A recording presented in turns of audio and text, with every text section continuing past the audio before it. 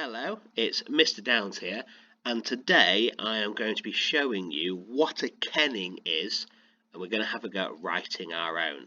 So we'll start off with what is a kenning. Some of you might already know, you might have covered them before, but if you don't, I'm here to tell you that kennings are like riddles.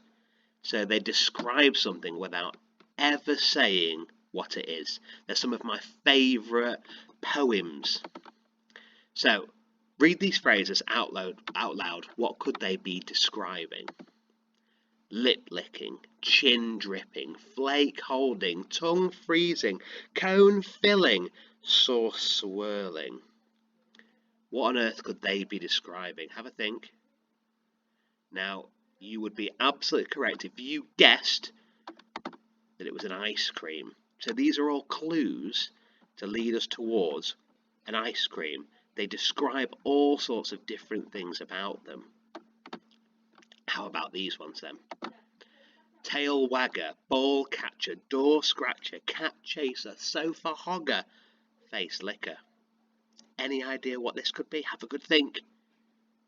You would be absolutely correct if you said that this was a dog. So tail wagger, ball catcher, door scratcher, cat chaser, sofa hogger and face licker, they're all clues to lead us towards a dog. That's what it was about. So, what do you notice about these poems? So, they've got things in common between them. I'll have a little look closer. So, each line of the poem is just made up of a two-word phrase. Tail wagger, face licker, lip licking, chin dripping. And the words are joined by a hyphen to link those two words together. Okay, so we're thinking of words that are related to it, and we're putting them together in a two-word phrase and joining them with a hyphen. Alright, so these are things that we actually use in everyday language. You'll have definitely heard some of these before. So how do we describe a very tall building? Well, we describe it as a skyscraper. That's a kenning.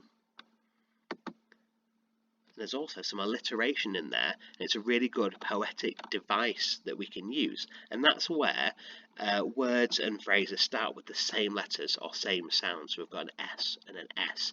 That's a really good thing to use in your kennings too. A really sad film or story is often called a tear-jerker. That's just the bell. I'm still in school, don't you worry about that. So let's have a go at writing our own kenning. First, we need to choose a theme.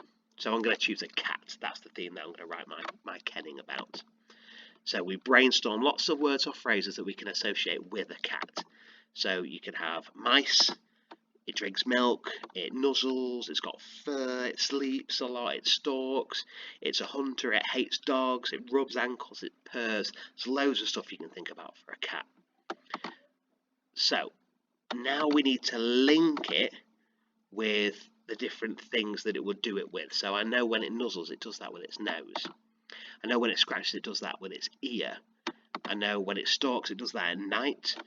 And I know when it licks, it's licking its fur. So I can translate that to nose nuzzler, ear scratcher, night stalker, fur licker.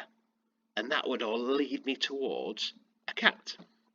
So if we have a look at some ones that I've put together already, I've thought a mouse hunter for a cat. That should be able to lead you towards what I'm talking about. A milk drinker, a night stalker, a fur licker, an ankle rubber, a dog hater, a nose nuzzler, an ear scratcher, and a loud purrer. And that, if you read it without knowing what I was talking about, I'll bet you could guess that I was talking about a cat. So, you could write a kenning about all sorts of things. Here are just a few ideas. You could write one about football. You could write one about mums or dads or the adults at home. You could write one about teachers. You could write one about a car. You could write one about winter. You could write one about pets. You could write one about pizza if you wanted to. Okay, but the first thing you can do is think of loads and loads of words or phrases that are associated with that thing, and then see if you can link it together in a two-word phrase. Okay, so remember, when you're creating it, you don't ever want to say what it is. That's for the person reading it to guess. Each line is just two words and they're linked together with a hyphen. Alright, these are some of my favourite poems because they're some really, really good riddles. I look forward to seeing some of your incredible Kennings. Alright, bye for now.